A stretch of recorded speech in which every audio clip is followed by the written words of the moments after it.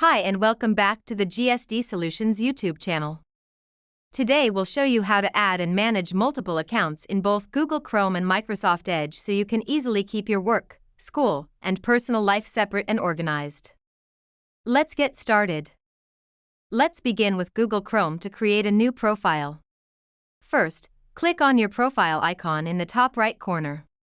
Then, select Add or Add Profile. Next, choose a name, pick a color or icon, and click Done. A new window will open, where you can sign in with your Gmail account if you want to sync your bookmarks, history, and passwords. You can create profiles for your job, your university, and your personal life. And once they're created, you can switch between them quickly with just one click. Now let's see how to do this in Microsoft Edge. Click on the profile icon in the top right corner of the browser. From the drop-down, look for the section called Other Profiles. There, click Set up a new work or school profile.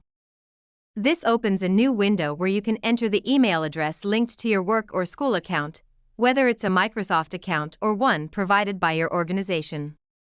Then click Sign in and follow the prompts to finish signing in and syncing your data. Once the profile is created, it will open in a new browser window, completely separate from your other profiles. You can repeat this process to create one for work, one for school, and another for personal use.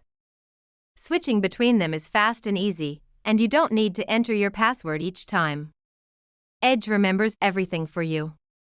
Having separate profiles lets you stay focused on specific tasks, keep bookmarks, extensions, and logins organized, avoid switching accounts manually every time you open your browser. It's a small setup that brings a lot of daily clarity and efficiency. So whether you're using Chrome or working with Microsoft Edge, managing multiple profiles helps you work smarter, with everything right where you need it. Don't forget to like, subscribe, and share this video with someone who could use a little browser organization. You're watching GSDSolutions, and we'll see you in the next one.